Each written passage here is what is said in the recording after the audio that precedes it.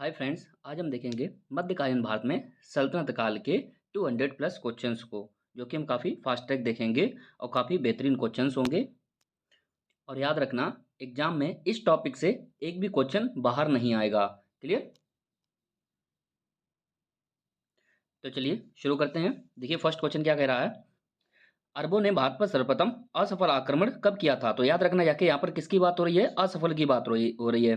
तो असफल आक्रमण जो सर्वप्रथम किया था वो 636 ईस्वी में किया था। कब? 636 ईस्वी में। अगर आपसे पूछा जाए कि सर्वप्रथम अरबों ने सफल आक्रमण कब किया था, तब वो 712 ईस्वी होगा जाके। तो क्वेश्चन को हमेशा ध्यान से पढ़ना। असफल आक्रमण की बात हो रही है तो 636 ईस्वी में। आगे हम देखेंगे जाके, मोहम्मद बिन कासिम ने भारत पर आक्रमण कब किया था? तो कब किया था? 712 ईस्वी में। आगे हम इसी में देखेंगे जाके, मोहम्मद बिन कासिम 715 ईस्वी में भारत से वापस चला गया था, यानी कि 712 में आया और 715 में वापस चला गया। भारत पर आक्रमण करने वाला प्रथम मुस्लिम शासक कौन था? तो वो कौन सा था? मोहम्मद बिन कासिम था। क्लियर? आगे देखते हैं। मोहम्मद बिन कासिम के आक्रमण के समय इराक का शासक कौन था? कहाँ का? इराक का शासक। तो कौन था? अल हज्जाज था। कौन था? अल हज्जाज। और इसी की मृत्यु होने पर मोहम्मद बिन कासिम भारत से चला गया था 715 ईस्वी में। अल हज्जाज की मृत्यु कब हुई थी? 714 ईस्वी में। इसी कारण वो 715 ईस्वी में वापस चला गया था। मोहम्मद बिन कासिम ने भारत के किस क्षेत्र पर आक्रमण किया था? तो इसने सिंध क्षेत्र पर आक्रमण किया था, जो कि पंजाब से लगा हुआ भाग है, सिंध क्षेत्र पर। क्लियर? उस समय पंजाब में ही पड़ता था सिंध क्षेत्र। आगे हम बात करेंगे। मोहम्मद बिन कासिम के आक्रमण के समय सिंध का राजा कौन था? तो सिंध का राजा कौन था? दाहिर था। कौन था? दाहिर। दाहिर के पुत्र का नाम जयसिंह था तथा पिता का नाम चच था। याद रखना जाके, दाहिर के पुत्र का नाम जयसिंह तथा पिता का नाम चच था। मैं याद रखने के लिए क्यों कह रहा हूं कि आगे आपको जो चचनामा नामक जो एक पुस्तक लिखी जाती है, चचनामा, वो अरबों के सिंध विजय पर ही आधारित है। क्लियर? अर्थात जिसका पुस्तक का क्या नाम है? चचनामा। इसीलिए क्यों? क्योंकि दाहिर के पिता का क्या नाम था? चच था। मोहम्मद बिन कासिम के समय आक्रमण के समय इराक का शासक कौन था? क्वेश्चन रिपीट हो गया यहाँ पर। अल हज्जाज था। कौन था? अल हज्जाज। यानी इराक का शासक कौन था? अल हज्जाज। इराक के शासक अल हज्जाज का दामाद एवं भतीजा कौन था? दामाद एवं भतीजा कौन था? तो मोहम्मद बिन कासिम था। मोहम्मद बिन कासिम इसका भतीजा था, क्योंकि इसने अल हज्जाज की पुत्री से शादी कर ली, इसलिए इसका दामाद भी बन गया। क्लियर? अरबों के सिंध विजय की जानकारी किस पुस्तक में मिलती है? तो मैंने आपको ऑलरेडी बताया था किस पुस्तक में मिलती है? चचनामा में मिलती है। तो आपको याद करने का तरीका भी मिल गया, क्योंकि दाहिर के पिता का नाम था चच, इसीलिए उस पुस्तक का नाम क्या रखा गया? चचनामा। चचनामा पुस्तक के लेखक कौन हैं? तो चचनामा पुस्तक के लेखक कौन हैं? अली अहमद। कौन है? अली अहमद। अरबों का भारत पर आक्रमण करने का उद्देश्य क्या था? तो अरबों का जो भारत पर आक्रमण करने का उद्देश्य क्या था? धन लूटना, भारत पर कब्जा करना, इस्लाम का प्रचार प्रसार करना, ए और सी दोनों। तो इनका जो उद्देश्य क्या था? धन लूटना था, और उसके साथ ही साथ इस्लाम का प्रचार प्रसार करना था। तो ए और सी दोनों होगा जाके। क्लियर? ए और सी इसका ऑप्शन हो जाएगा, यानी कि भारत पर कब्जा करना इनका उद्देश्य नहीं था, केवल धन लूटना और इस्लाम का प्रचार करना। नेक्स्ट देखते हैं। अरब आक्रमणकारी किस दर्रे से भारत आए थे? तो किस दर्रे से भारत आए थे? ये बोलन दर्रा से भारत आए थे। दर्रा का मतलब होता है जैसे कि दो पहाड़ियां होती हैं ना, इस टाइप से दो पहाड़ियां, तो इनकी जो बीच का जो रास्ता जाता है ना, इसी को हम दर्रा बोलते हैं। क्लियर? तो किस दर्रे से भारत आए थे? बोलन दर्रा से भारत आए थे। मोहम्मद बिन कासिम ने सिंध का राज्यपाल किसे नियुक्त किया था? तो सिंध का राज्यपाल किसे नियुक्त किया था? क्या हो जाएगा इसका? जुनैद को। किसको? जुनैद को। देखिए 715 ईस्वी में जब ये भारत से वापस गया था मोहम्मद बिन कासिम, अल हज्जाज की मृत्यु होने पर, तब ये जुनैद को वहां का सिंध का यानी कि राज्यपाल नियुक्त करके गया था। क्या? सिंध का राज्यपाल नियुक्त करके गया था। आगे देखिए यहाँ पर, जुनैद को प्रतिहार शासक नागभट्ट ने पराजित किया था। किसने? नागभट्ट ने। और साथ ही साथ दूसरा पॉइंट क्या है? अरबों ने सिंध में ऊंट पालन एवं खजूर की खेती का प्रचलन किया, यानी कि ऊंट पालन और खजूर की खेती का प्रचलन किसने किया? अरबों ने किया था। किसने किया था? अरबों ने। कहां पर? सिंध क्षेत्र में, पाकिस्तान का जो एक सिंध क्षेत्र है। अरबों ने सिंध में किस नाम से सिक्के चलाए थे? तो दिरहम नाम से सिक्के चलाए थे। किस नाम से? दिरहम नाम से सिक्के चलाए थे। गजनी साम्राज्य की स्थापना किसने की थी? तो गजनी साम्राज्य किसना स्थापना किसने की थी? अलफ्तगीन ने। A for Alptigin. क्लियर? किसने की थी? अलफ्तगीन ने। सुबुक्तगीन अलप्तगीन का गुलाम एवं दामाद था। यानी सुबुक्तगीन यानी अलप्तगीन के बाद, देखिए अलप्तगीन पहले नंबर पर, यानी कि गद्दी पर पहले बैठा। अलप्तगीन के बाद गद्दी पर कौन बैठा जाके? सुबुक्तगीन, यानी कि अलप्तगीन का गुलाम एवं दामाद था। क्लियर? यानी कि गुलाम था, और गुलाम ने चूंकि उसकी पुत्री से शादी कर ली, इसलिए वो दामाद भी बन गया। और सुबुक्तगीन का उत्तराधिकारी महमूद गजनवी बना जाके, यानी कि ये तीसरे नंबर पर गद्दी बैठा। यानी कौन था? पहले अलप्तगीन गद्दी पर बैठा, उसके बाद सुबुक्तगीन, और सुबुक्तगीन के बाद में महमूद गजनवी गद्दी पर बैठा। सुबुक्तगीन के शासनकाल में महमूद गजनवी खुरासान का शासक था। खुरासान एक जगह है और खुरासान का शासक था। आगे हम बात करेंगे महमूद गजनवी गद्दी पर कब बैठा था? 998 ईस्वी में। कब बैठा जाके? 998 ईस्वी में। आगे हम देखेंगे जाके महमूद गजनवी ने भारत पर कितनी बार आक्रमण किया था? तो इसने कुल कितनी बार आक्रमण किया था? कुल 17 बार आक्रमण किया था। कितनी बार? 17 बार।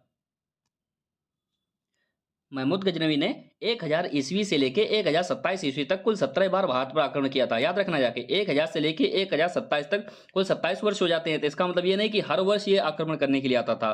कभी ये 2 वर्ष में आता था, कभी 1 वर्ष में 2 बार आता था, कभी 3 वर्ष में 1 बार। तो इस टाइप से इसने आक्रमण किए थे। कुल कितनी बार आक्रमण किया? 17 बार आक्रमण किया, 1000 से लेके 1027 ईस्वी तक। क्लियर? आगे हम देखेंगे जाके 1001 में दूसरे आक्रमण में गजनवी ने किसे पराजित किया था? तो 1000 ईस्वी में इसने अपना पहला आक्रमण किया था और 1001 ईस्वी में इसने अपने दूसरे आक्रमण में किसे पराजित किया था? हिंदू शाही शासक राजा जयपाल को। क्लियर? आगे हम बात करें यहाँ के जयपाल के बाद उसका पुत्र गद्दी पर बैठा। कौन? आनंदपाल। कौन गद्दी पर बैठा? आनंदपाल। आगे हम देखेंगे महमूद गजनवी ने मुल्तान को कब जीता था? तो मुल्तान को कब जीता? 1006 ईस्वी में। कब जीता जाके? 1006 ईस्वी में महमूद गजनवी ने मुल्तान को 1006 ईस्वी में जीता था।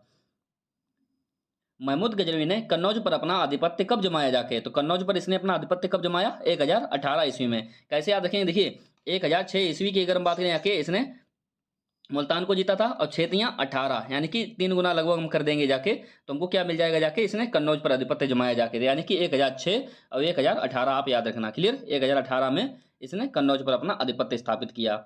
आगे हम देखेंगे जाके यमीन उद दौला तथा यमीन उल मिलाह की उपाधि किसे यानी कि किसने धारण की थी? तो महमूद गजनवी ने धारण की थी। किसने? महमूद गजनवी ने। आगे हम बात करेंगे जाके महमूद गजनवी ने सोमनाथ पर आक्रमण कब किया था? तो सोमनाथ पर आक्रमण इसने कब किया था? 1025 ईस्वी में। कब किया था? 1025 ईस्वी में। और ये इसका 16वां आक्रमण था। कौन सा था? 16वां आक्रमण। याद रखना जाके ये इसका 1025 ईस्वी में 16वां आक्रमण था। महमूद गजनवी ने सोमनाथ की मूर्ति के टुकड़ों को मक्का एवं मदीना, जो कि मुस्लिम धर्म में सबसे अधिक, पूरे विश्व में सबसे अधिक पवित्र जगह मानी जाती है, सोमनाथ की मूर्ति के टुकड़ों को मक्का, मदीना और गजनी की मस्जिद की सीढ़ियों में लगवाया था। याद रखना, मस्जिद की सीढ़ियों में लगवाया था। किसको? सोमनाथ की मूर्ति के टुकड़ों को। आगे देखेंगे महमूद गजनवी को किसके साथ 1008 ईस्वी में संधि करनी पड़ी थी? किसके साथ संधि करनी पड़ी थी 1008 ईस्वी में? विद्याधर चंदेल के साथ में। किसके साथ? विद्याधर चंदेल के साथ में। महमूद गजनवी का अंतिम आक्रमण 1027 ईस्वी में किसके विरुद्ध था? तो जाटों के विरुद्ध था। किसके विरुद्ध था? जाटों के विरुद्ध था। जब ये वापस लौट रहा था तभी इस पर जाटों ने इस पर आक्रमण कर दिया था। क्यों? क्योंकि इसने सोमनाथ की मूर्ति को तोड़ा था, जो कि इसका अंतिम आक्रमण कह सकते हैं। आगे देखते हैं महमूद गजनवी की मृत्यु कब हुई थी? तो महमूद गजनवी की मृत्यु कब हुई थी? 1030 ईस्वी में। कब हुई थी? 1030 ईस्वी में, यानी कि 1025 ईस्वी में इसने सोमनाथ पर आक्रमण किया था और 1030 में 5 साल बाद इसकी मृत्यु हुई थी। Clear? Next question, Mahmud Ghaznavi का दरबारी इतिहासकार कौन था? उत्बी। कौन था? उत्बी। महमूद गजनवी का दरबारी इतिहासकार कौन था? उत्बी था। आगे हम देखेंगे किताब उल यमनी की रचना किसने की थी? तो किताब उल यमनी जो किताब है ना, ये किसकी है? उत्बी की है। किसकी है? उत्बी की। आगे हम बात करेंगे जाके शाहनामा की रचना किसने की थी? फिरदौसी ने। किसने की थी? फिरदौसी ने। शाहनामा की रचना फिरदौसी ने की थी। किताब उल हिंद या तहकीक हिंद की रचना किसने की थी? तो किताब उल हिंद या तहकीक हिंद की रचना अल बरूनी ने की थी। किसने की थी? अल बरूनी ने। महमूद गजनवी के 2 पुत्र थे, मसूद और मोहम्मद थे। कौन थे? मसूद और मोहम्मद थे। सोमनाथ आक्रमण के समय महमूद गजनवी ने लगभग 50,000 हिंदुओं का कत्ल किया था। कितने? 50,000 हिंदुओं का कत्ल किया था सोमनाथ आक्रमण के समय 1025 ईस्वी में। बुद्ध किशन या मूर्ति भंजक के तौर पर किसे जाना जाता है? तो बुद्ध किशन मूर्ति भंजक अर्थात मूर्तियों को तोड़ने वाला, या कह सकते हैं बुद्ध किशन के नाम से किसे जाना जाता है? तो महमूद गजनवी को जाना जाता है। इसने बहुत सारी मूर्तियों को तोड़ा था। बाद में तुर्क साम्राज्य की स्थापना किसने की थी? तो बाद में तुर्क साम्राज्य की स्थापना किसने की थी? देखिए अभी तक जो हम पढ़ रहे थे वो गजनी साम्राज्य था। क्या था? गजनी साम्राज्य, जो कि मोहम्मद गजनवी से संबंधित था। अब हम किसकी बात करेंगे? बाद में तुर्क साम्राज्य की स्थापना किसने की थी? तो मोहम्मद गौरी ने की थी। किसने की थी? मोहम्मद गौरी ने। नेक्स्ट देखते हैं मोहम्मद गौरी को सर्वप्रथम किसने पराजित किया था? तो मोहम्मद गौरी को सर्वप्रथम किसने पराजित किया था? चालुक्य शासक भीम द्वितीय, पृथ्वीराज चौहान, चालुक्य शासक मूलराज द्वितीय। तो देखिए यहाँ पर हम बात करें कि चालुक्य शासक भीम द्वितीय भी होगा जाके और चालुक्य शासक मूलराज द्वितीय भी होगा जाके, अर्थात इसके ए और सी दोनों ऑप्शन सही होंगे जाके, ए और सी दोनों ऑप्शन सही होंगे। क्यों सही होंगे जाके? क्योंकि इन दोनों की अगर हम बात करें जाके, इन दोनों ने साथ मिलकर ही युद्ध लड़ा था अपनी माता नायिका देवी के नेतृत्व में। अपनी माता, यहां पर हम बात करेंगे जाके नायिका, नायिका देवी के नेतृत्व में। यहाँ पर हम बात करें यहाँ के अपनी माता नायिका देवी के नेतृत्व में इन दोनों, क्योंकि ये बहुत छोटे छोटे थे तो इन दोनों ने ही युद्ध जीता था, इसलिए कभी आपको ऑप्शन में ये वाला ऑप्शन मिलेगा, कभी आपको ये वाला ऑप्शन मिलेगा। क्लियर? तो ए और सी इसके दोनों ही सही होंगे जाके। आगे देखेंगे, मूलराज द्वितीय ने मोहम्मद गौरी को आबू पर्वत के समीप 1178 ईस्वी में पराजित किया था। कब? 1178 ईस्वी में। और यहाँ पर ये पर्वत होगा जाके। क्लियर? आबू पर्वत के समीप। आगे हम बात करेंगे, 1178 में मोहम्मद गौरी को दूसरी बार किसने बुरी तरह परास्त किया था? तो अभी हमने इसके बारे में कहा कि चालुक्य शासक भीम द्वितीय और चालुक्य शासक मूलराज द्वितीय। क्लियर? यहाँ पर ए ऑप्शन भी इसका सही होगा और सी ऑप्शन, क्योंकि इन दोनों ने मिलकर युद्ध लड़ा था तो इसलिए दोनों ही विजयी हुए थे। क्लियर? तो इसका ऑप्शन क्या हो जाएगा जाके? ए और सी दोनों सही हो जाएंगे जाके। क्लियर? आगे हम बात करेंगे जाके, मोहम्मद गौरी ने पेशावर पर विजय कब प्राप्त की थी? तो 1178 ईस्वी में तो ये हार ही चुका था।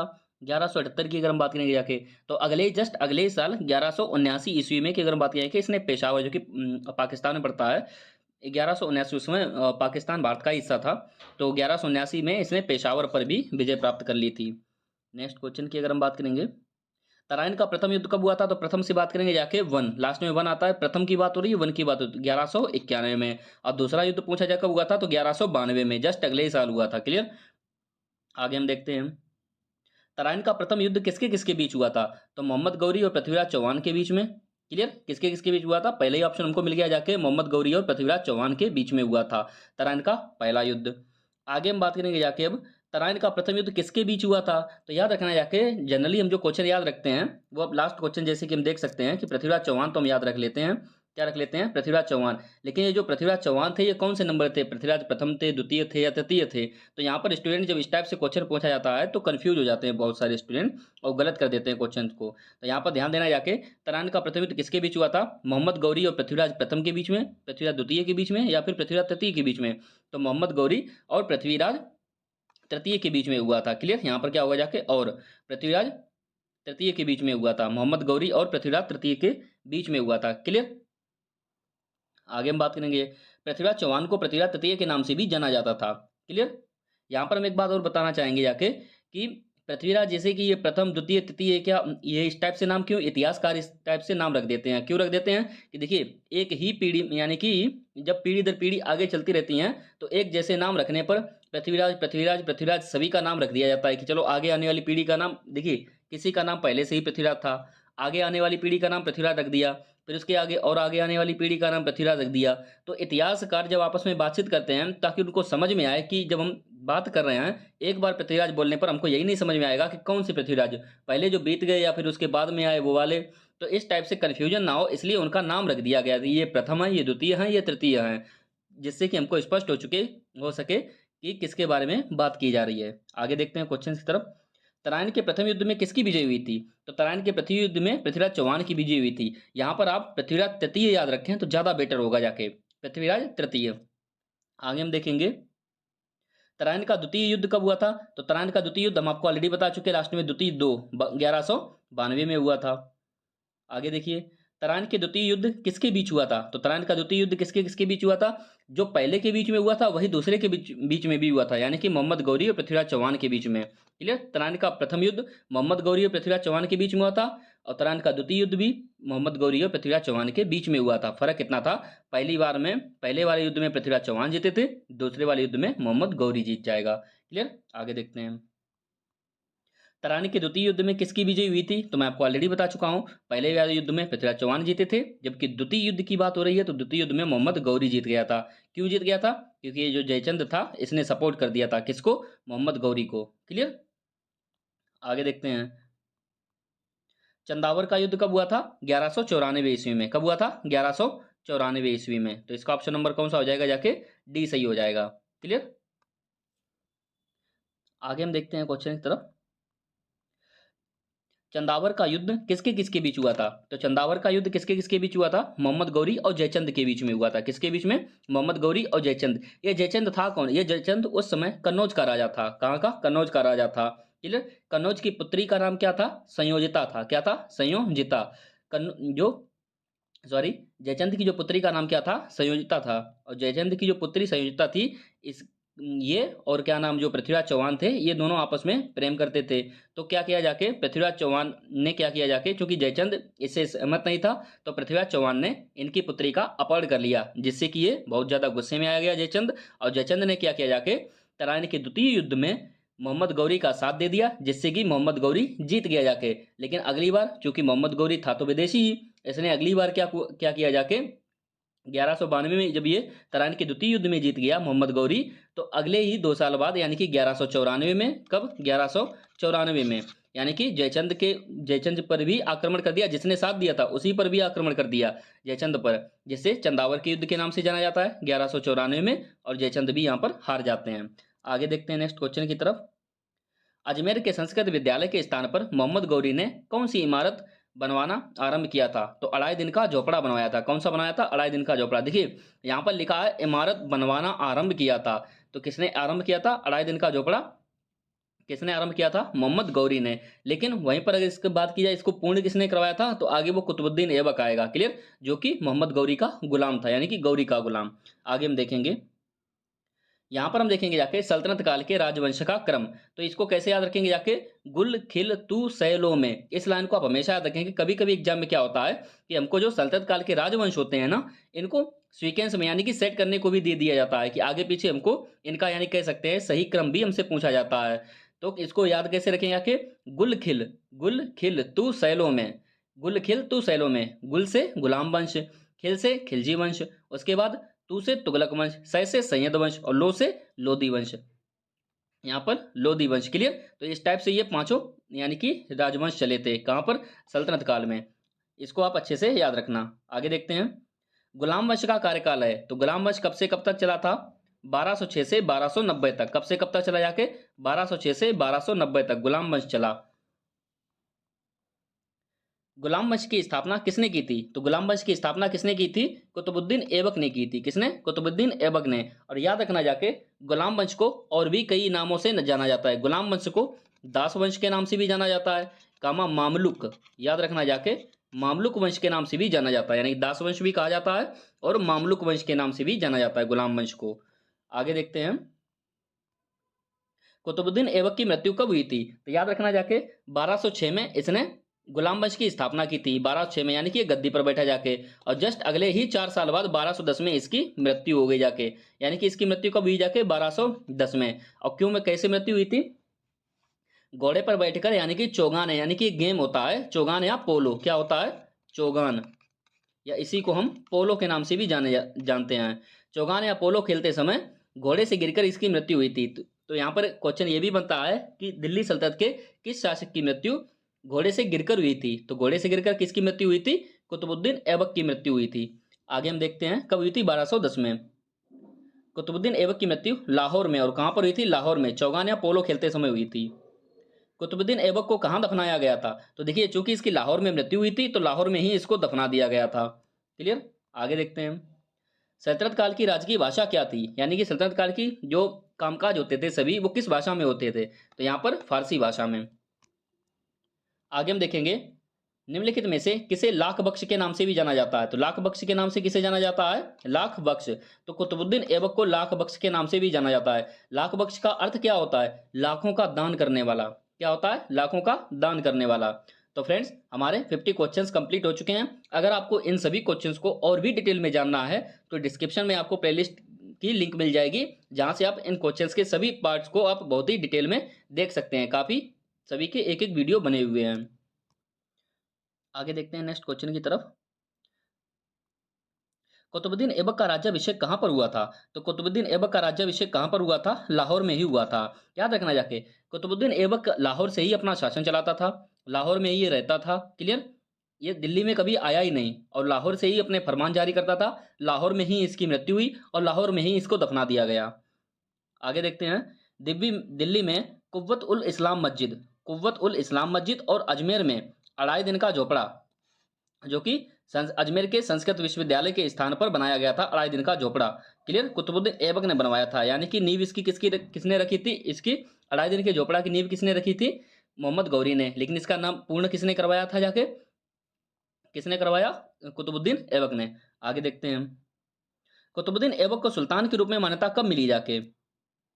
तो सुल्तान के रूप में मान्यता कब मिली जाके इसको? 1208 में सुल्तान के रूप में। सुल्तान की अगर हम बात करें, सुल्तान की मान्यता इसको देते कौन थे? तो इराक की राजधानी क्या थी उस समय? बगदाद के जो अब्बासी खलीफा हुआ करते थे ना, यानी कि बगदाद के अब्बासी खलीफा, वही सुल्तान की उपाधि दे। और खलीफा अर्थात उस समय जो, यानी कह सकते हैं मुस्लिम धर्म में जो सबसे बड़े धर्मगुरु रहते थे, वो इन पर एक जिम्मेदारी सौंपते थे कि आप अब इस्लाम धर्म को आगे बढ़ाइए। क्लियर। तो यहाँ पर हम बात करें, यहाँ के ओसी को सुल्तान की उपाधि दी जाती थी। आगे देखिए क्या कहा गया है।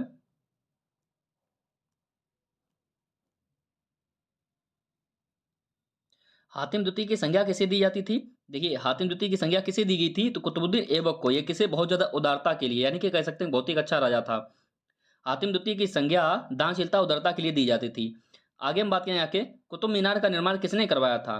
तो कुतुब मीनार का निर्माण किसने करवाया था? कुतुबुद्दीन ऐबक ने। यानी कह सकते हैं कुतुब मीनार की जो नींव रखी थी वो किसने रखी थी? कुतुबुद्दीन ऐबक ने। देखिए यहाँ से दो टाइप से क्वेश्चन बनता है कि कुतुब मीनार की नींव किसने रखी थी? तो कुतुबुद्दीन ऐबक ने रखी थी। यहाँ पर आप निर्माण की जगह अगर यहाँ पर आप नींव लिख लें तो ज्यादा बेटर होगा जाके, क्योंकि निर्माण तो इल्तुतमिश ने करवाया जाके। तो इसका काम काज जो पूरा किसने करवाया? वो इल्तुतमिश ने करवाया था। तो कुतुब मीनार की नींव किसने रखी थी? कुतुब मीनार की नींव किसने रखी थी? कुतुबुद्दीन ऐबक ने। आगे हम बात करेंगे जाके, कुतुबुद्दीन ऐबक ने कुतुब मीनार का निर्माण किसकी याद में करवाया था? तो इसने अपने गुरु कुतुबुद्दीन बख्तियार काकी की याद में करवाया था। किसकी? कुतुबुद्दीन बख्तियार काकी, जो कि इनके कुतुबुद्दीन ऐबक के गुरु थे। कुतुबुद्दीन ऐबक का अर्थ क्या है? चंद्रमुखी। कुतुबुद्दीन ऐबक का अर्थ क्या होता है? चंद्रमुखी। नालंदा विश्वविद्यालय को किसने नष्ट किया था? तो नालंदा विश्वविद्यालय को किसने नष्ट किया था? बख्तियार खिलजी ने। किसने किया था? बख्तियार खिलजी ने। याद रखना, बख्तियार खिलजी खिलजी वंश से संबंधित नहीं है। ये कौन था? कुतुबुद्दीन ऐबक का सेनापति था। कुतुबुद्दीन ऐबक का सेनापति था। कौन था? बख्तियार खिलजी, जिसका संबंध खिलजी वंश से नहीं है। कुतुबुद्दीन ऐबक का सहायक सेनापति कौन था? बख्तियार खिलजी था। कुतुबुद्दीन ऐबक के बाद गद्दी पर कौन बैठा जाके? तो गद्दी पर कुतुबुद्दीन ऐबक के बाद इसका पुत्र कौन बैठा जाके? आराम शाह गद्दी पर बैठा। कौन? आराम शाह, जो कि 7-8 महीने तक गद्दी पर बैठा, उसके बाद इसकी हत्या कर दी गई। शमसुद्दीन इल्तुतमिश का कार्यकाल है, यानी कह सकते हैं कुतुबुद्दीन ऐबक के बाद गद्दी पर कौन बैठा जाके? आराम शाह। आराम शाह की जब हत्या कर दी गई तो आराम शाह के बाद में गद्दी पर कौन बैठा जाके? इल्तुतमिश। यानी कि इसका पूरा नाम क्या था? शमसुद्दीन इल्तुतमिश। क्लियर। और ये कब से कब तक रहा? 1210 से 1236 ईस्वी तक गद्दी पर बैठा रहा। 1210 से 1236 ईस्वी तक। आगे हम बात करेंगे जाके, दिल्ली सल्तनत का वास्तविक संस्थापक किसे कहा जाता है? तो इल्तुतमिश को कहा जाता है। किसे कहा जाता है? इल्तुतमिश को। क्यों? ध्यान देना जाके। और इसे गुलामों का गुलाम भी कहा जाता है सल्तनत काल में। देखिए गौरी का गुलाम कौन था? कुतुबुद्दीन ऐबक। और कुतुबुद्दीन ऐबक का गुलाम कौन था? इल्तुतमिश। याद रखना, कुतुबुद्दीन ऐबक का गुलाम था कौन था? इल्तुतमिश। इसीलिए इसे गुलामों का गुलाम भी कहा जाता है। क्या कहा जाता है? गुलामों का गुलाम। सेकंड, यहाँ पर क्या कहा जा रहा है? वास्तविक संस्थापक। वास्तविक संस्थापक यानी कि देखिए 1206 की अगर हम बात करेंगे जाके, तो 1206 में कुतुबुद्दीन ऐबक ने इसकी स्थापना तो की थी गुलाम वंश की। क्लियर। और वहीं से हमारी दिल्ली सल्तनत भी स्टार्ट होती।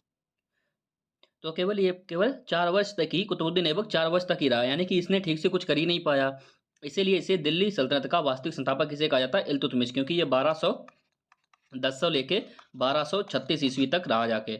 आगे हम बात करेंगे जाके, सुल्तान बनने से पूर्व इल्तुतमिश कहाँ के सूबेदार के पद पर था? तो ये बदायूं के सूबेदार पद पर था। चालीसा दल का गठन किसने किया था? तो दल चालीसा का गठन, दल चालीसा या चालीसा दल दोनों नाम से जाना जाता है इसे, किसने गठन किया था इसका? इल्तुतमिश ने। दल चालीसा तक क्या था? ये किंग मेकर था। क्या था? King maker. किंग मेकर था। क्लियर। यानी कि जो राजा का निर्माण करता था, यानी कि राजा को चुनता था। तो दल चालीसा का गठन किसने किया था? इल्तुतमिश ने किया था। आगे हम बात करेंगे जाके, दल चालीसा को तुर्कान ए चहलगामी के नाम से भी जाना जाता है। याद रखना है, एग्जाम में ऐसे भी क्वेश्चन आता है, तुर्कान ए चहलगामी के नाम से भी जाना जाता है। दल चालीसा 40 विश्वास गुलाम सरदारों का समूह था। 40 विश्वास गुलाम सरदारों का समूह था। इल्तुतमिश को सुल्तान का दर्जा कब प्राप्त हुआ जाके?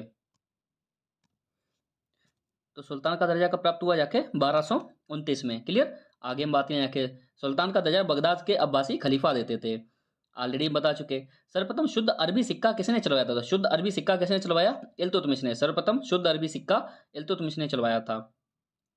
इल्तुतमिश ने दो महत्वपूर्ण सिक्के, चांदी का टंका और तांबे का जीतल का प्रारंभ किया था। तांबे का जीतल, यानी कि एग्जाम में कई बार पूछा जाता है, टंका और जीतल नामक जो सिक्के थे, याद रखना, चांदी का टंका और तांबे का जीतल, यानी टंका और जीतल नाम के जो सिक्के थे वो किसने चलाए थे? तो इल्तुतमिश ने चलाए थे। राजधानी लाहौर को दिल्ली किसने स्थानांतरित किया था? इल्तुतमिश ने। मैं आपको ऑलरेडी बता चुका हूं कि कुतुबुद्दीन ऐबक जो था वो लाहौर से ही सब शासन चला रहा था, तो इसने क्या किया कि राजधानी लाहौर से अब ये दिल्ली उठा के ले आया। कौन? इल्तुतमिश। मोइनुद्दीन चिश्ती की दरगाह का निर्माण किसने करवाया था? किसने करवाया था? इल्तुतमिश ने। क्लियर? आगे देखते हैं हम। एकता प्रथा की शुरुआत किसने की थी? तो इल्तुतमिश ने की थी। एकता प्रणाली या एकता प्रथा की शुरुआत किसने की थी? इल्तुतमिश ने की थी। एकता क्या था? एक भूमि का एक छोटा सा टुकड़ा है, कह सकते हैं भाग होता था एकता, यानी कि जो कि सैनिकों को उनके सेवा के बदले में दिया जाता, अर्थात उनको धन ना देकर एकता अर्थात एक भूमि का टुकड़ा दे दिया जाता था। क्लियर? इस प्रथा की शुरुआत किसने की थी? इल्तुतमिश ने। भारत में पहला मकबरा का निर्माण किसको जाता है? यानी कि भारत में पहला मकबरा निर्माण का श्रेय किसको जाता है? इल्तुतमिश को जाता है, यानी पहला मकबरा इल्तुतमिश ने बनवाया था। अजमेर की मस्जिद का निर्माण किसने करवाया था? तो अजमेर की मस्जिद का निर्माण किसने करवाया? इल्तुतमिश ने। किसने? इल्तुतमिश ने। चंगेज खान ने भारत पर आक्रमण कब किया था? तो चंगेज खान ने भारत पर आक्रमण 1221 में। कब किया जाके? 1221 में चंगेज खान ने भारत पर आक्रमण किया था, 1221 में। चंगेज खान ने भारत पर आक्रमण किसके समय में किया था? तो उस समय शासन किसका था? इल्तुतमिश का। अगर आपको इतना याद है कि 1221 में किया था, तो इल्तुतमिश का आपको कार्यकाल भी याद होना चाहिए। कब? 1210 से लेके 1236 ईस्वी तक किसका कार्यकाल रहा जाके? इल्तुतमिश का। आगे हम बात करेंगे इल्तुतमिश की मृत्यु कब हुई थी, तो मैं आपको ऑलरेडी बता चुका हूँ, 1210 से 1236 तक इसका कार्यकाल रहा। तो 1210 से 1236, 1236 यहाँ पर 3 बना दीजिए आप, यहाँ पर 1236 हो जाएगा। क्लियर? यहाँ पर क्या हो जाएगा? 1236 ईस्वी में। आगे देखते हैं। इल्तुतमिश की पुत्री का नाम रजिया था। क्या था? रजिया, जिसे रजिया सुल्तान के नाम से भी आगे जाना जाएगा, जिसे अपना उत्तराधिकारी घोषित किया था, यानी किसने मरने से पहले अपना उत्तराधिकारी किसे? रजिया को घोषित किया था।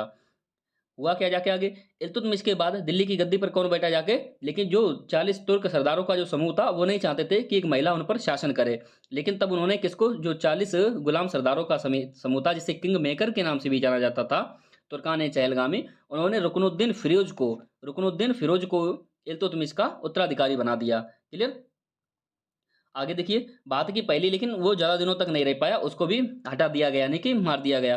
भारत की पहली मुस्लिम महिला शासिका कौन थी?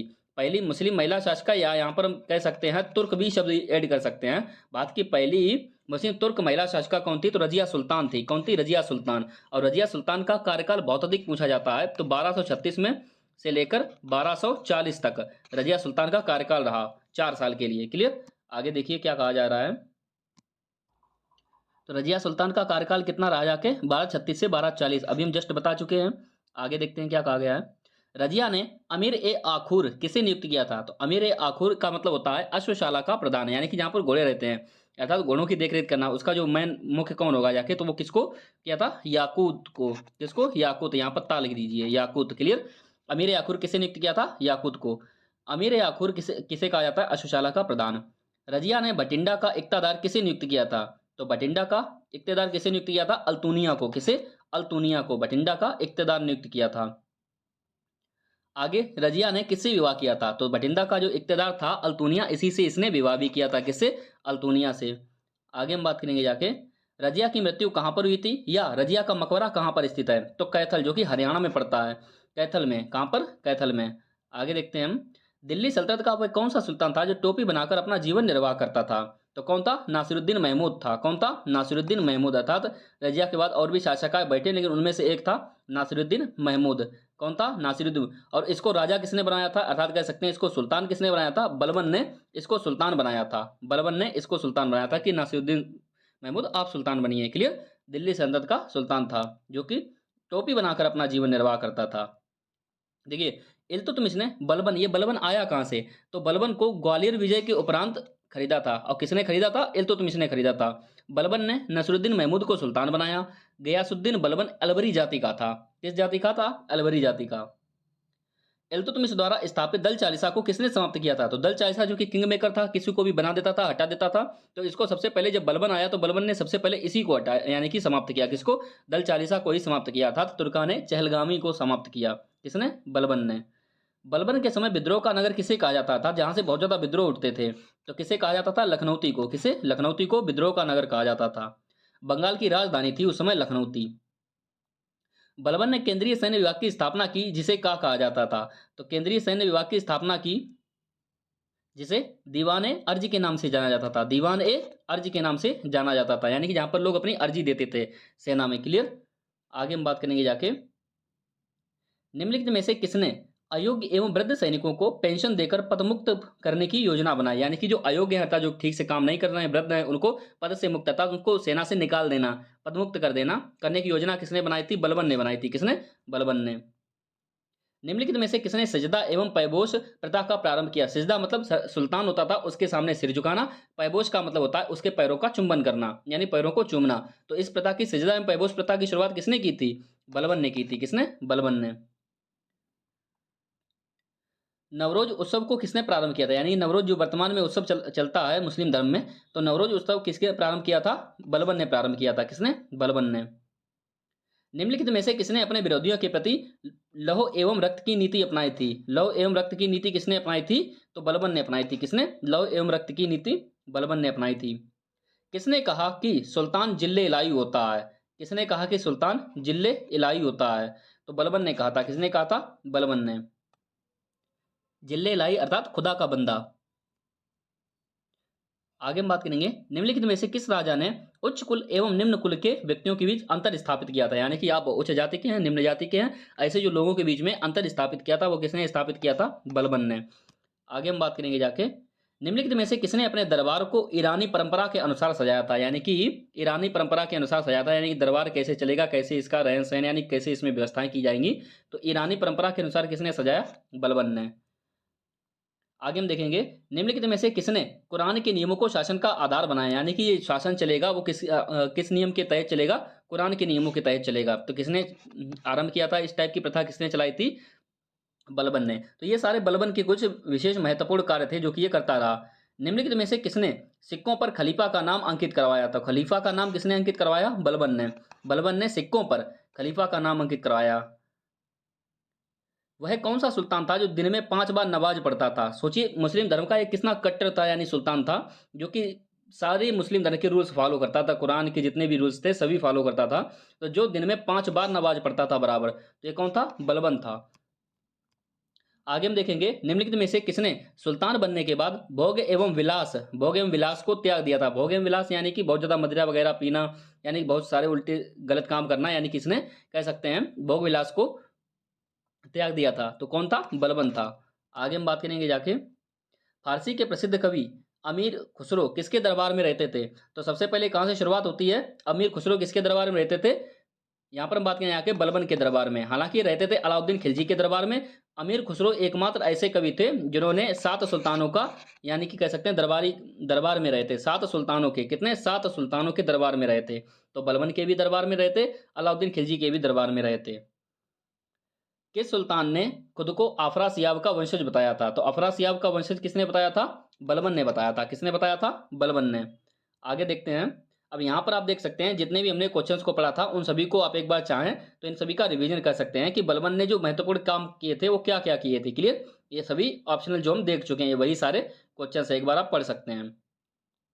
गुलाम वंश का अंतिम शासक कौन था? तो गुलाम वंश का जो अंतिम शासक कई बार पूछा जा चुका है, तो अंतिम शासक कौन था? शमशुद्दीन कैमूर था। कौन था? शमशुद्दीन कैमूर गुलाम वंश का अंतिम शासक था। कैकूबाद का सेनापति जलालुद्दीन फिरोज खिलजी था। कैकूबाद कौन था? एक गुलाम वंश का शासक था जो कि बीच में था, कहीं पर बना रहा होगा। तो कैकूबाद का सेनापति था, कौन था? जलालुद्दीन फिरोज खिलजी। क्लियर। जो कि आगे चल के खिलजी वंश की स्थापना करेगा। अब हम देखेंगे खिलजी वंश से महत्वपूर्ण क्वेश्चंस को। खिलजी वंश का कार्यकाल है, तो देखिए ऑलरेडी हम बता चुके हैं 1206 की, अगर हम बात करेंगे जाके तो 1206 से लेके 1290 तक तो हमारा चला जाके गुलाम वंश। अब 1290 से लेके 1320 तक चलेगा हमारा खिलजी वंश। तो 1290 से 1320 कहीं पर दिया गया है सी ऑप्शन। क्लियर। यहाँ पर ये 30 साल चला जाके, कौन सा चला जाके? हमारा खिलजी वंश। आगे देखिए, खिलजी कहाँ के रहने वाले थे? तो ये अफगानिस्तान के हेलमंड नदी के तटीय क्षेत्रों में रहने वाले थे। अफगानिस्तान के हेलमंड नदी के तटीय क्षेत्रों में, यानी हेलमंड नदी के किनारे रहने वाले अफगानिस्तान देश के। खिलजी वंश का संस्थापक कौन था? जलालुद्दीन फिरोज खिलजी, जो कि कैकूबाद का सेनापति था। ऑलरेडी हम बता चुके, जलालुद्दीन फिरोज खिलजी। खिलजी शासकों ने प्रशासन में धर्म और उलेमा के महत्व को अस्वीकार कर दिया, यानी कि ये ज़्यादा कट्टर कह सकते हैं, मुस्लिम धर्म को फॉलो करके नहीं चलते थे कि नहीं उनके सारे कुरान के नियमों को फॉलो करके चलना है। इन्होंने इन सभी के महत्व को अस्वीकार कर दिया। अलाउद्दीन खिलजी के बचपन का क्या नाम था? अब देखिए, जलालुद्दीन फिरोज खिलजी की मृत्यु करके अलाउद्दीन खिलजी यानी कि गद्दी पर बैठा जाके, तो अलाउद्दीन खिलजी के बचपन का क्या नाम था? अली गुरशस्प था। क्या था? अली गुरशस्प। जलालुद्दीन खिलजी ने अपनी राजधानी किलो करी दिल्ली के पास बनाई। जलालुद्दीन खिलजी जो था, याद रखना, जलालुद्दीन खिलजी ने अपनी राजधानी किलो करी को बनाया। किसे? किलो करी को, जो कि दिल्ली के पास थी, और इसी की मृत्यु करके अलाउद्दीन खिलजी गद्दी पर बैठता है। आगे देखेंगे, अलाउद्दीन खिलजी का कार्यकाल है, तो अलाउद्दीन खिलजी के अगर कार्यकाल की अगर बात यहाँ के 1296 से 1316, यानी कि टोटल इसने 20 साल शासन किया। कितने? 20 साल। ध्यान रहे, क्लियर, कितने? 20 साल शासन किया जाके 1296 से लेके 1316 तक। कैसे याद रखेंगे जाके? देखिए, 1290 में जलालुद्दीन फिरोज खिलजी गद्दी पर बैठा जाके, क्लियर, 6 साल तक ये रहा जाके, उसके बाद ये भी हट गया जाके, और 1296 में ये बन गया जाके, और 1316 यानी कि पूरे 20 साल तक रहा जाके। दिल्ली सल्तनत के किस शासक ने सिकंदर सानी की उपाधि धारण की थी? तो सिकंदर सानी की उपाधि किसने धारण की? यानी कि इसे विश्व का द्वितीय सिकंदर भी कहा जाता है। यानी कि ये जो अलाउद्दीन खिलजी जो था ना, ये भी पूरे विश्व को जीतना चाहता था। तो सिकंदर सानी यानी कि सिकंदर सानी की उपाधि किसने धारण की थी? अलाउद्दीन खिलजी ने। आगे हम देखेंगे, अलाउद्दीन खिलजी ने विश्व विजय एवं एक नवीन धर्म स्थापित करने का विचार किसके कहने पर त्याग दिया? यानी कि किसके कहने पर इसने विचार त्याग दिया? ये पहले एक नवीन धर्म स्थापित करना चाहता था और पूरे विश्व को जीतना चाहता था, लेकिन इसने विचार त्याग दिया। किसके कहने पर? अलाउल मुल्क के कहने पर। अलाउल मुल्क के कहने पर। दिल्ली सल्तनत के किस शासक को द्वितीय सिकंदर के नाम से भी जाना जाता है? तो अलाउद्दीन खिलजी, द्वितीय सिकंदर, क्योंकि ये पूरे विश्व को जीतना चाहता था। दिल्ली सल्तनत के किस शासक ने सिक्कों पर तारीख लिखने की प्रथा प्रारंभ की? तारीख लिखने की प्रथा अलाउद्दीन खिलजी ने प्रारंभ की। जैसे कि अभी के सिक्कों में देखते हैं 2018, 2024, इस टाइप से आप 1996 वगैरह पुराने सिक्के देखते थे, तो इस टाइप की जो तारीख जो थी ना, वो किसने, इस प्रथा का प्रारंभ किसने किया? तो इस प्रथा का प्रारंभ अलाउद्दीन खिलजी ने किया जाके, सिक्कों पर तारीख डालने की प्रथा। दिल्ली सल्तनत के किस शासक ने मद्य निषेध, जुआ खेलने, भांग खाने पर प्रतिबंध लगा दिया था? यानी कि जितने भी इस टाइप के काम थे, इसने प्रतिबंध लगा दिया। तो अलाउद्दीन खिलजी ने। आगे देखेंगे, अलाउद्दीन खिलजी ने सर्वप्रथम अपना विजय अभियान कहां पर चलाया था? तो अलाउद्दीन खिलजी ने अपना सबसे पहले जो विजय अभियान चलाया था, वो गुजरात में चलाया था। कहां पर चलाया था? गुजरात में। अलाउद्दीन खिलजी ने अपना पहला गुजरात विजय अभियान कब चलाया था? तो 1296 में तो ये गद्दी पर बैठा जाके, तो 1298 की अगर हम बात करें जाके, इसने अपना पहला गुजरात अभियान चलाया था। अलाउद्दीन खिलजी द्वारा गुजरात अभियान के दौरान गुजरात का शासक कौन था? तो गुजरात का शासक कौन था? कर्णदेव था। कौन था? कर्णदेव। यहाँ से काफी क्वेश्चन पूछे जाते हैं गुजरात अभियान से। दिल्ली सल्तनत के किस शासक ने एक हिंदू महिला से शादी की थी? इसीलिए गुजरात अभियान ज्यादा इंपॉर्टेंट है। अलाउद्दीन खिलजी ने, दिल्ली सल्तनत के एकमात्र ऐसा शासक था जिसने एक हिंदू महिला से शादी की थी। आगे हम देखेंगे, अलाउद्दीन खिलजी ने मलिक काफूर को किस अभियान के दौरान खरीदा था? तो वो भी गुजरात अभियान के दौरान 1000 दीनार में खरीदा था। कितने? 1000 दीनार में खरीदा था। दीनार एक मुद्रा होती है, जैसे रुपया होती है वैसे दीनार एक मुद्रा होती है, और इसीलिए मलिक काफूर को 1000 दीनारी के नाम से जाना जाता है। मलिक काफूर एक किन्नर था। क्लियर। आगे हम बात करेंगे जाके गुजरात अभियान के दौरान, इसीलिए गुजरात अभियान में काफी महत्वपूर्ण काम हुए अलग अलग, इसीलिए इसको ज्यादा इंपॉर्टेंट दिया जाता है गुजरात अभियान को। क्लियर। 1000 दीनारी के नाम से जाना जाता है। अलाउद्दीन खिलजी ने दक्षिण भारत में अपना सर्वप्रथम अभियान कहां पर चलाया था? तो दक्षिण भारत में इसने सबसे पहले अपना जो सर्वप्रथम अभियान चलाया वो देवगिरी में चलाया। सबसे पहला देवगिरी में पहला चलाया, दूसरा वारंगल में, तीसरा द्वार समुद्र में, और चौथा मालाबार में। इस प्रकार से इसने अपने चारों अभियान दक्षिण में, देखिए उत्तर में पूछा जब सबसे पहले गुजरात अभियान था, लेकिन दक्षिण भारत में अपना सबसे पहला अभियान इसने देवगिरी में चलाया। कहां पर? देवगिरी में। वारंगल के किस शासक ने, अर्थात दूसरे अभियान के दौरान वारंगल के किस शासक ने अलाउद्दीन खिलजी को संसार का प्रसिद्ध कोहिनूर हीरा दिया? कौन सा? कोहिनूर हीरा। तो प्रताप रुद्रदेव ने दिया। किसने? प्रताप रुद्रदेव ने। अलाउद्दीन खिलजी के समय मेवाड़ का शासक कौन था? तो राणा रतन सिंह ने, पर एक मूवी बनी हुई थी पद्मावत, आपने देखा होगा, पद्मावती एक मूवी थी। तो यहाँ पर हम बात करें कि राणा रतन सिंह थे मेवाड़ के शासक। अलाउद्दीन खिलजी ने अपनी राजधानी कहां पर बनाई थी? तो अलाउद्दीन खिलजी ने अपनी राजधानी सीरी में बनाई थी। कहां पर? सीरी में। आगे हम देखेंगे, अलाउद्दीन खिलजी द्वारा स्थापित निम्नलिखित में से कौन सा विभाग आर्थिक मामलों से संबंधित था? तो रियासत, आपके पास रियासत कितनी है, सियासत कितनी है, तो इस टाइप से आप याद रख सकते हैं। तो आर्थिक मामलों, आर्थिक मतलब धन संबंधी मामलों से संबंधित हो तो दीवाने रियासत एक विभाग था। आगे हम बात करेंगे, अलाउद्दीन खिलजी के द्वारा पुलिस विभाग का प्रमुख कौन था? तो पुलिस विभाग का प्रमुख कौन था? कोतवाल था, जिसे वर्तमान में कोतवाली थाना जो होता है ना, उसे हम कोतवाली के नाम से भी जानते हैं। तो कोतवाल जो था ना, वो सबसे प्रमुख था। तो पुलिस विभाग का प्रमुख कौन हो गया? कोतवाल। आगे देखते हैं, दिल्ली सल्तनत में किस शासक ने सर्वप्रथम डाक व्यवस्था की शुरुआत? डाक अर्थात एक जगह से दूसरी जगह कोई चीजें हम आजकल लोग भेजते हैं, डाक खाना जिसे बोलते हैं, पोस्ट ऑफिस, ये डाक व्यवस्था की शुरुआत किसने की थी? अलाउद्दीन खिलजी ने की थी शुरुआत। आगे हम बात करेंगे जाके, दिल्ली सल्तनत के किस शासक ने स्थायी सेना, दाग एवं हुलिया पद्धति तथा सैनिकों को नगद वेतन, याद रखना ये क्वेश्चन अलग अलग करके पूछे जाते हैं, एक तो स्थायी सेना रखना, क्लियर, दाग एवं हुलिया पद्धति, क्लियर। उसके बाद हम बात करेंगे जाके, सैनिकों नगद वेतन देने की प्रथा किसने प्रारंभ की थी? तो अलाउद्दीन खिलजी ने। स्थायी सेना यानी स्थायी सेना रखता था, यानी ऐसा नहीं आज सेना 1 लाख है कल 10,000 रह जाए, हटा दो सेना को। स्थायी सेना रखता था, हमेशा एक्टिव सेना रखता था। दाग एवं हुलिया प्रथा अर्थात जो घोड़े होते थे सेना में, उन पर एक विशेष प्रकार का दाग लगा देता था ताकि उनको कोई चोरी से बदले ना या फिर उनको कोई बेचे ना मार्केट में। सैनिकों को नगद वेतन, और सैनिकों को नगद वेतन देता था। तो इन सभी प्रथाओं की जो शुरुआत की थी वो किसने की थी? अलाउद्दीन खिलजी ने।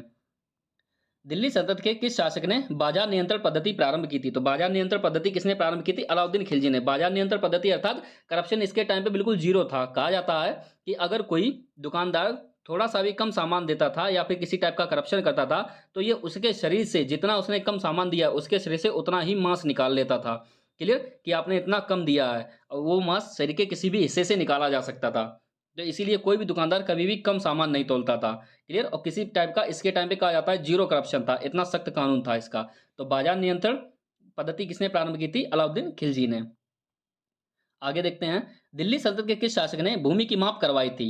तो दिल्ली सल्तनत के, देखिए आगे और भी कई शासक आएंगे जो भूमि की माप करवाएंगे, लेकिन यहां पर अगर आप एक शब्द ऐड करना चाहें, सर्वप्रथम, तो सर्वप्रथम भूमि की माप किसने करवाई थी? अलाउद्दीन खिलजी ने करवाई थी। क्लियर, किसने करवाई थी? अलाउद्दीन खिलजी ने। वह कुल उपज का 50% भूमि कर के रूप में लेता था, यानी कि 50% की अगर बात है टैक्स लेता था भूमि कर के रूप में। क्लियर, आगे बात करेंगे जाके हम, अलाउद्दीन खिलजी द्वारा स्थापित दीवान ए रियासत का अर्थ क्या था? तो दीवान ए रियासत अर्थात सियासत था, धन संबंधी अर्थात बाजार पर नियंत्रण करना, इससे संबंधित था। दीवान ए रियासत का अर्थ किससे था? आर्थिक मामलों से, और आर्थिक मामला कहां पर जाता है? बाजार में। तो बाजार पर नियंत्रण करना।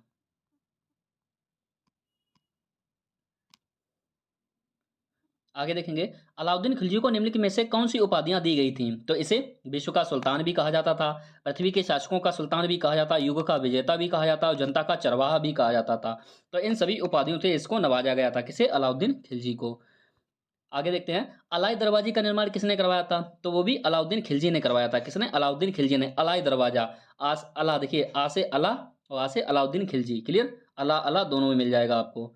दिल्ली के किस शासक ने खुद को खलीफा घोषित किया था? तो दिल्ली के किस शासक ने खुद को खलीफा घोषित कर लिया? मुबारक शाह खिलजी ने। किसने? मुबारक शाह खिलजी ने, जो कि उसके बाद में गद्दी पर बैठा था अलाउद्दीन खिलजी के बाद में। आगे हम बात करें जाके, बरनी के अनुसार मुबारक शाह खिलजी कभी कभी दरबार में नग्न अवस्था में आता था, यानी कि कपड़े नहीं पहनता था, नग्न अवस्था में, यानी कह सकते हैं एक अयोग्य शासक था। आगे देखेंगे हम, सल्तनत काल में पैगंबर का सेनापति की उपाधि किसने धारण की थी? तो पैगंबर का सेनापति की उपाधि किसने धारण की थी? पैगंबर का सेनापति। तो खुसरो, और ये कौन? अमीर खुसरो नहीं, ये खुसरो शाह था। कौन था? खुसरो शाह। इस तरह से आप उसको पूरा कर लीजिए, खुसरो शाह ने। क्लियर, पैगंबर का सेनापति की उपाधि धारण की थी। खुसरो शाह की हत्या गाजी मलिक ने की थी। खुसरो शाह की हत्या किसने कर दी? गाजी मलिक ने। और यही गाजी मलिक आगे चल के गयासुद्दीन तुगलक के नाम से तुगलक वंश की स्थापना करेगा। तो तुगलक वंश का कार्यकाल कितना है? तो ध्यान देना है, एक बार रिपीट कर लेते हैं। 1206 से लेके 1290 तक रहा जाके हमारा गुलाम वंश।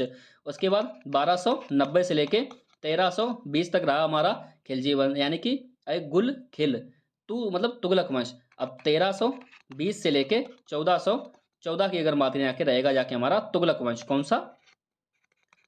तुगलक वंश। क्लियर, तो यहाँ पर हम 1320 से लेके 1414 तक क्या रहेगा जाके? तुगलक वंश। तो इसका ऑप्शन नंबर सी हो जाएगा। आगे देखते हैं, दिल्ली सल्तनत के किस शासक ने सिंचाई के लिए नहरों एवं कुओं का निर्माण करवाया था? तो दिल्ली सल्तनत के किस शासक ने सिंचाई के लिए नहरों एवं कुओं का निर्माण किसने करवाया था? गयासुद्दीन तुगलक ने।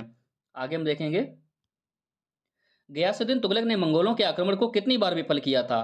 तो मंगोलों के आक्रमण को इसने कुल 23 बार विफल किया था। कितने? 23 बार मंगोलों के आक्रमण को विफल किया था। दिल्ली सल्तनत के किस शासक की मृत्यु लकड़ी के महल के गिरने से हुई थी? लकड़ी के महल के गिरने से हुई थी। तो गयासुद्दीन तुगलक। ध्यान देना जाके, गयासुद्दीन तुगलक के पुत्र जो था मोहम्मद बिन तुगलक, इसी ने क्या किया जाके इसके लिए एक लकड़ी का महल बनवाया था। और बंगाल अभियान से ये लौट रहा था तो इसने सोचा उसमें विश्राम कर लें। विश्राम करते समय पे वो लकड़ी का महल गिर गया, जिससे कि गयासुद्दीन तुगलक की मृत्यु हुई थी। तो यहाँ पर कुछ इंपॉर्टेंट ऐसे क्वेश्चन थे, किस शासक, दिल्ली सल्तनत किस शासक की मृत्यु लकड़ी के महल के गिरने से हुई थी? तो गयासुद्दीन तुगलक। स्वागत महल का निर्माण गयासुद्दीन तुगलक के पुत्र जौना खां ने बनवाया था। और ये जो लकड़ी का महल था ना, इसे स्वागत महल के नाम से जाना जाता था। क्लियर? और गयासुद्दीन तुगलक के पुत्र का क्या नाम था? जौना खां, जो कि उसके बचपन का नाम था। और जब वो गद्दी पर बैठा तो मोहम्मद बिन तुगलक के नाम से गद्दी पर बैठा जाके। क्लियर? इसके बाद गद्दी पर बैठेगा। आगे देखते हैं। मृत्यु से पूर्व गयासुद्दीन तुगलक किस अभियान से लौट रहा था? तो मृत्यु से पूर्व मैंने क्या कहा अभी? बंगाल अभियान से लौट रहा था ये। क्लियर? आगे देखते हैं हम।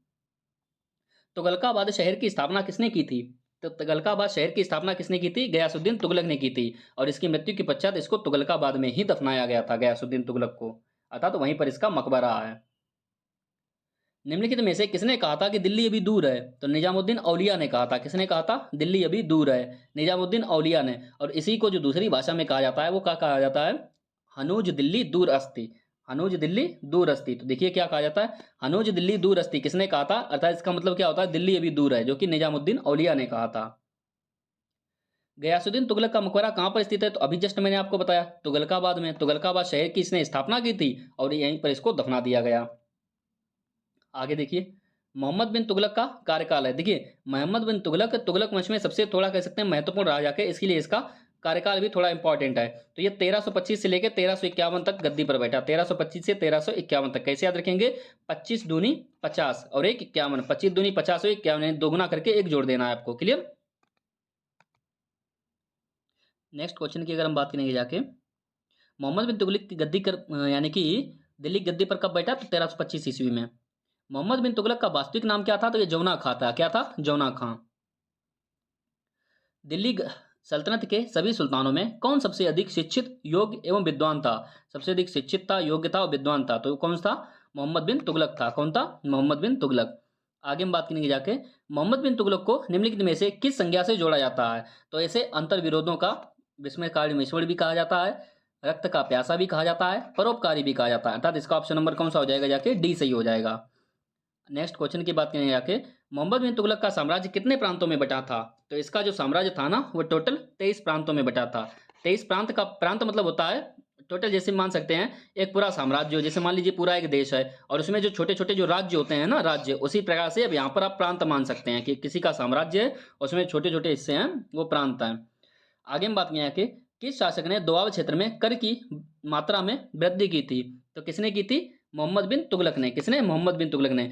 दोआब क्षेत्र क्या होता है? दोआब क्षेत्र में कर की मात्रा, कर मतलब टैक्स की मात्रा में वृद्धि की थी। दोआब क्षेत्र क्या होता है? देखिए, जब दो नदियां इस टाइप से मिलती हों, दो नदियां मिलकर एक नदी बन जाती है, तो उनकी जो बीच का क्षेत्र ये दोआब कहलाएगा। या फिर कोई एक नदी जा रही हो और दो दिशाओं में चली जाए, उनके बीच का ये वाला क्षेत्र, ये क्या कहलाएगा? दोआब। क्योंकि यहाँ पर पानी और यहाँ बहुत अधिक मिलती है, उपजाऊ मिट्टी रहती है।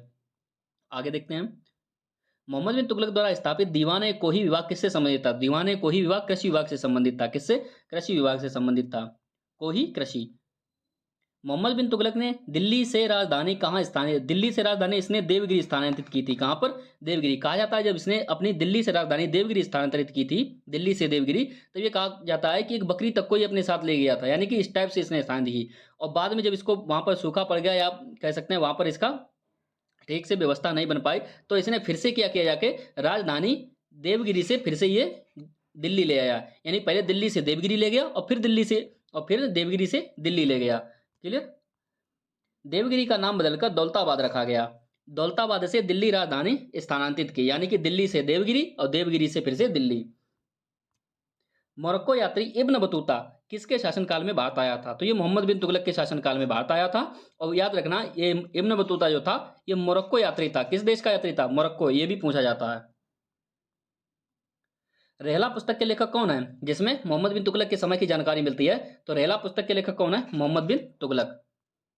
मोरक्को यात्री इब्न बतूता, याद रखना जाके, मोरक्को यात्री पूरा नाम याद रखना, मोरक्को यात्री इब्न बतूता। मोहम्मद बिन तुगलक के 5 प्रमुख मुख्य योजना कौन सी थी? एक, दोआब में कर वृद्धि करना, जो कि इसकी गलती थी, कहा जाता है मुख्य योजना। देवगिरी को राजधानी बनाना, अर्थात दिल्ली से देवगिरी ले गया। सांकेतिक मुद्रा का प्रचलन करना, अर्थात इसने एक ऐसी मुद्रा बनाई जाके जो कि लोग घरों में बनाने लगे जाके, इतनी नॉर्मल मुद्रा थी। तो सांकेतिक मुद्दा का प्रयोग करना, खुरासान पर इसने आक्रमण कर दिया जो कि इसकी एक गलती थी, और कराची की ओर अभियान जो कि इसकी एक गलती थी। कहा जाता है इसकी 5 गलतियां थी, इसी वजह से ये एक पढ़ा लिखा होने के बाद भी एक अयोग्य शासक घोषित हुआ जाके। तो आगे देखते हैं नेक्स्ट क्वेश्चन की तरफ हम, क्या कहा जा रहा है। दिल्ली के सुल्तान में वह कौन सा सुल्तान था जो हिंदुओं के त्योहारों में भाग लेता था? तो मोहम्मद बिन तुगलक था। क्लियर। आगे हम बात करेंगे जाके, मोहम्मद बिन तुगलक की मृत्यु पर किसने कहा था कि सुल्तान को उनकी प्रजा से और प्रजा को अपने सुल्तान से मुक्ति मिल गई? तो ये बात किसने कही थी? फिरदौसी, बर्नी, इब्न बतूता, या फिर इनमें से कोई नहीं? तो इनमें से कोई नहीं। ये बात जो कही थी ना कि सुल्तान को उनकी प्रजा से और प्रजा को अपने सुल्तान से मुक्ति मिल गई, ये बात किसने कही थी? बदायूनी ने की थी। किसने की थी? बदायूनी ने कही थी। आगे हम बात करेंगे जाके, मोहम्मद बिन तुगलक ने इब्न बतूता को दिल्ली के काजी पद पर नियुक्त किया था। काजी मतलब होता है एक न्यायाधीश के तौर पर। क्लियर। तो दिल्ली के न्यायाधीश के पद पर नियुक्त किया था इब्न बतूता को। दिल्ली सॉरी किसके समय काल के दौरान दक्षिण में हरियर एवं बुक्का ने विजयनगर साम्राज्य की स्थापना की थी? तो विजयनगर साम्राज्य की स्थापना हरियर एवं बुक्का ने किसके समय काल के दौरान की थी? तो मोहम्मद बिन तुगलक के समय में की थी। ये क्वेश्चन एग्जाम में कई बार पूछा जा चुका है। किसके समय के दौरान की थी? मोहम्मद बिन तुगलक के समय के दौरान। और कब की थी? 1336 ईस्वी में। कब की थी? 1336 ईस्वी में। और इन दोनों में भी अगर पूछा जाए ना कि हरियर ने की थी या बुक्का, ये दोनों आपस में भाई भाई थे, तो हरियर ने की थी। किसने की थी? हरियर ने। मुख्य रूप से हरियर, या फिर कह सकते हैं हरियर बुक्का, दोनों ने। मुख्य रूप से याद रखना हरियर। आगे देखते हैं नेक्स्ट क्वेश्चन की तरफ। उड़ीसा में स्थित पुरी के जगन्नाथ मंदिर को किसने ध्वस्त किया था? तो पुरी के जगन्नाथ मंदिर को फिरोज शाह तुगलक ने ध्वस्त किया था। किसने? पुरी, उड़ीसा में एक जगह पड़ती है पुरी, वहां पर एक स्थित है जगन्नाथ मंदिर। इसको किसने ध्वस्त किया था? फिरोज शाह तुगलक ने। आगे हम बात करें, फिरोज शाह तुगलक ने कष्टदायक करों को समाप्त किया था। था जो बेकार कर थे, कष्टदायक कर थे, जैसे दोआब में कर वगैरह, इस टाइप के जो कर थे, इनको समाप्त कर दिया था।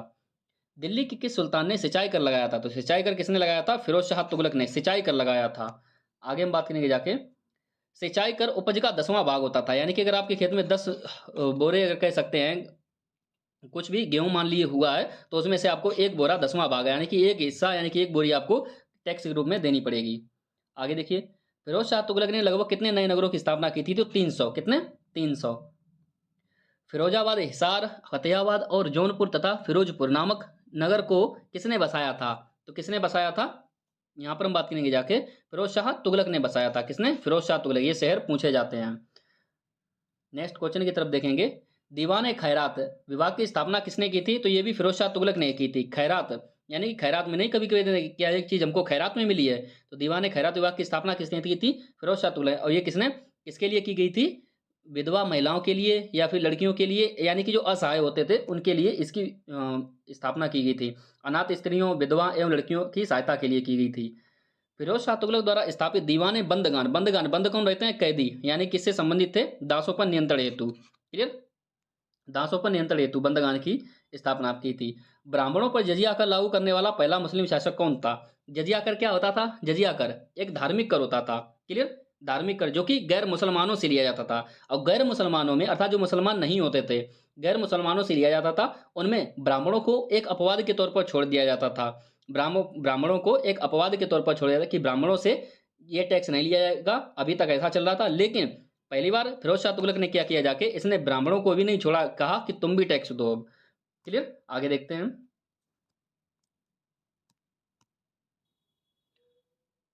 सल्तनत काल का अकबर किसे कहा जाता है? तो किसे कहा जाता है? फिरोज शाह तुगलक को सल्तनत काल का अकबर कहा जाता है। सल्तनत काल का अकबर, यानी कि अकबर की तरह इसने काफी अलग अलग काम किए थे। क्लियर। आगे हम देखेंगे, तैमूर ने भारत पर आक्रमण कब किया था? 1398 ईस्वी में। कब किया था? तैमूर लंग ने। यहाँ पर इसका पूरा नाम तैमूर लंग भी लिख के आ जाता है। क्लियर। तैमूर ने भारत पर आक्रमण कब किया था? 1398 ईस्वी में। आगे हम बात करेंगे, दिल्ली सल्तनत के किस सुल्तान ने सिंचाई के लिए लंबी नहरों का निर्माण करवाया था?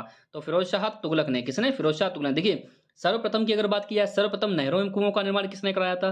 तो गयासुद्दीन तुगलक होगा जाके। क्लियर। लेकिन नहरों के जाल की बात की जाए, लंबी नहरों और नहरों का जाल किसने बिछाया था? तो वो फिरोज शाह तुगलक होगा। इन दोनों में डिफरेंस याद रखना। क्लियर। आगे देखते हैं, तुगलक वंश का अंतिम शासक नसीरुद्दीन महमूद था। कौन था? नसीरुद्दीन महमूद, तुगलक वंश का अंतिम शासक। सैयद वंश का कार्यकाल है, सैयद वंश का कार्यकाल है, तो याद रखना जाके, एक बार फिर से हम सभी के कार्यकाल याद रख लेते हैं। गुलाम वंश की अगर हम बात करेंगे जाके, 1206 से 1290, फिर 1290 से 1320 ये खिलजी वंश हो गया। गुल खिल तू तुगलक वंश 1320 से 1414, क्लियर, 1414। उसके बाद 1414 से यहाँ पर हम बात करेंगे जाके 1451, क्लियर। गुल खिल तू सैयद वंश, क्लियर। गुल मतलब गुलाम वंश, खिल मतलब खिलजी वंश, तू मतलब तुगलक वंश, मतलब सैयद वंश, और अगला लास्ट में बचेगा लोधी वंश जो कि 1451 से 1526, पानीपत का पहला युद्ध, याद रखना वहां तक, क्लियर। तो इस तरह से आपको ये पांचों कार्यकाल इनके याद रखने हैं। आगे देखते हैं हम। तो यहाँ पर जो ऑप्शन हो जाएगा वो कौन सा हो जाएगा, संयंत वंश का कार्यकाल है 1414 से 1451। आगे देखते हैं हम। संयंत वंश की स्थापना किसने की थी, खिज्र खान है, किसने की थी, खिज्र खान है। आगे हम बात करेंगे लोधी वंश का कार्यकाल है। ध्यान देना, संयंत वंश में हमको कुछ खास कार्य देखने के लिए नहीं मिले, कुछ खास शासक भी नहीं हुए, इसलिए वहां पर कुछ ज्यादा इंपॉर्टेंट नहीं है, कार्यकाल याद रख लीजिए और उसके बाद उसका संस्थापक कौन था, काफी है। लोधी वंश का कार्यकाल है, अब ध्यान देना, जस्ट हमने अभी बताया लोधी वंश का कार्यकाल कितना है, 1451 से 1526, तो इसका ऑप्शन नंबर बी सही हो जाएगा, क्लियर। आगे देखते हैं हम। लोधी वंश की स्थापना किसने की थी, तो लोधी वंश की स्थापना किसने की थी, बहलोल लोधी ने, किसने की थी, बहलोल लोधी ने, तो इसका ऑप्शन नंबर बी हो जाएगा जाके। आगे देखते हैं हम। 1451 में गाजी की उपाधि के साथ दिल्ली की गद्दी पर कौन बैठा जाके, तो 1451 में गद्दी पर कौन बैठा था, यहां पर हम बात करेंगे जाके बहलोल लोधी होगा जाके, जो कि गाजी की उपाधि के साथ में दिल्ली की गद्दी पर बैठा था।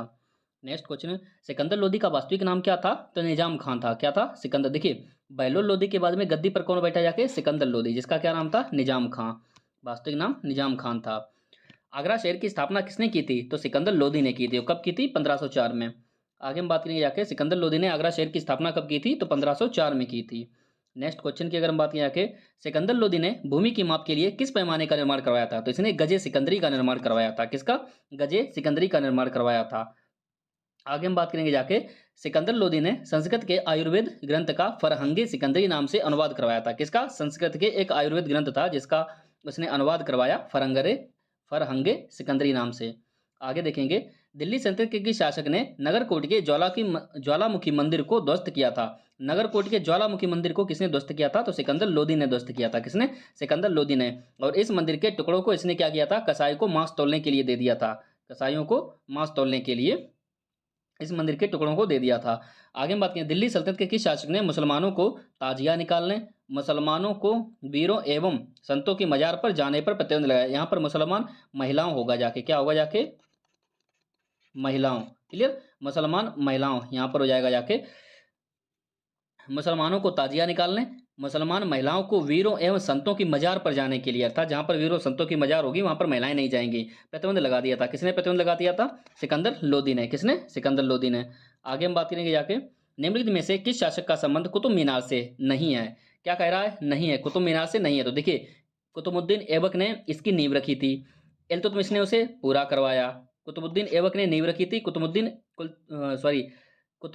ऐबक ने नींव रखी थी, इल्तुतमिश ने इसे पूरा करवाया, सिकंदर लोधी ने इस पर और 2 मंजिलें बनवाई थी, जबकि अलाउद्दीन खिलजी का इससे कोई संबंध नहीं है, अर्थात इसका ऑप्शन नंबर कौन सा हो जाएगा जाके, सी, जिसका संबंध कुतुब मीनार से नहीं है, तो option number C, Alauddin Khilji का। आगे हम बात करें जाके, दिल्ली सल्तनत के किस सुल्तान ने कहा था कि यदि मैं अपने एक गुलाम को पालकी में बैठा दूं, अपने एक गुलाम को पालकी में बैठा दूं तो मेरे आदेश पर सभी सरदार उसे अपने कंधों पर उठाएंगे। तो ये बात किसने कही थी, सिकंदर लोधी ने कही थी। पालकी क्या होती है, देखिए पुराने समय में कोई कार वगैरह तो होती नहीं थी, तो पालकी जहाँ पर जिसमें रानियां या फिर राजा वगैरह बैठते थे, इसमें एक जगह से दूसरी जगह जाते थे, यहाँ पर इस तरह से पुरुष अपने कंधे पर इसे उठाते थे, पुरुष अपने कंधे पर उठाते थे यहाँ पर और चलते जाते थे, और बीच में राजा बैठता था, तो इसे एक मास टाइप का होता था जिसमें बिठा के ले जाते थे। तो क्या कह रहा है, एक गुलाम को अपने पालकी में बैठा, अर्थात यहाँ पर गुलाम को बैठा दिया जाए तो उसके एक इशारे पर यानी कि सभी सरदार उसे अपने कंधों पर बैठा के ले, सोचिए गुलाम बैठेगा और सरदार उसे उठा के ले जाएंगे। तो ये किसने ये बात कही थी, सिकंदर लोधी ने। आगे देखिए, दिल्ली सल्तनत के किस शासक ने गुलरुखी शीर्षक से फारसी में कविताएं लिखी थी, किस शीर्षक से, गुलरुखी शीर्षक से फारसी में कविताएं लिखी थी, तो किसने लिखी थी, सिकंदर लोधी ने। गुलरुखी शीर्षक याद रखना जाके, गुलरुखी शीर्षक से। व्यक्तित्व को सुंदर बनाए रखने के लिए सिकंदर लोधी दाढ़ी नहीं रखता था, क्या नहीं रखता था, दाढ़ी नहीं रखता था, कौन, सिकंदर लोधी। दिल्ली सल्तनत के किस शासक की मृत्यु गले में बीमारी की वजह से हुई थी, तो सिकंदर लोधी की जो मृत्यु हुई थी वो गले में बीमारी की वजह से हुई थी। बाबर को भारत पर आक्रमण करने के लिए किसने आमंत्रित किया था, देखिए बाबर को भारत पर आक्रमण करने के लिए किसने आक्रमण किया था? उस समय जो शासन का यानी कि सुल्तान जो था भारत का वो कौन था? इब्राहिम लोदी था। कौन था? इब्राहिम लोदी। यानी कि हम बात करेंगे जाके इब्राहिम लोदी गद्दी पर बैठा हुआ था। क्लियर? इब्राहिम लोदी की अगर हम बात करेंगे जाके, इसको गद्दी से हटाने के लिए दौलत खां लोदी जो कि पंजाब का शासक था, आलम खां जो कि इब्राहिम लोदी के चाचा थे, और राणा सांगा, इन तीनों में मिलकर क्या किया जाके बाबर को भारत पर आक्रमण करने के लिए इन्वाइट किया। इन लोगों का प्लान था कि जब इब्राहिम लोदी हार जाएगा तब हम तीनों मिलकर बाबर को हरा देंगे जाके, लेकिन उल्टा हो गया। बाबर ने इब्राहिम लोदी को तो हराया रहा, साथ में इन तीनों को भी हरा दिया। तो यहाँ पर हम बात करें कि बाबर को भारत पर आक्रमण करने के लिए किसने आमंत्रित किया था? तो इनमें से सभी अर्थात इन तीनों ने आमंत्रित किया था कि बाबर भारत पर आक्रमण करे आके। पानीपत का पहला युद्ध कब हुआ था? 21 अप्रैल 1526। याद रखना, इसकी डेट भी याद रखना, 21 अप्रैल 1526 को पानीपत का पहला युद्ध हुआ था। पानीपत का पहला युद्ध किसके किसके बीच हुआ था? तो पानीपत का जो पहला युद्ध हुआ था वो बाबर और इब्राहिम लोदी के बीच में हुआ था। किसके बीच में हुआ था? बाबर और इब्राहिम लोदी के बीच में, जिसमें बाबर विजयी हुआ। लोदी वंश का अंतिम शासक कौन था? तो लोदी वंश का अंतिम शासक कौन था? इब्राहिम लोदी था, जो कि युद्ध भूमि में मारा गया था। सल्तनत काल का एकमात्र ऐसा सुल्तान जो कि युद्ध भूमि में मारा गया था युद्ध करते समय। बाद बाकी किसी ना किसी बीमारी की वजह से या अकस्मात मृत्यु होती थी। दिल्ली सल्तनत का एकमात्र सुल्तान जो युद्ध भूमि में मारा गया कौन था? इब्राहिम लोदी। याद रखना। सल्तनत काल में किस वंश के शासक में अमीरों का महत्व अपने चरम पर था? यहाँ पर हम बात करेंगे जाके सल्तनत काल में किस वंश के शासकों में अमीरों का महत्व अपने चरम पर था, यानी कि अमीरों की सबसे ज्यादा चलती थी, तो यो लोधी वंश था।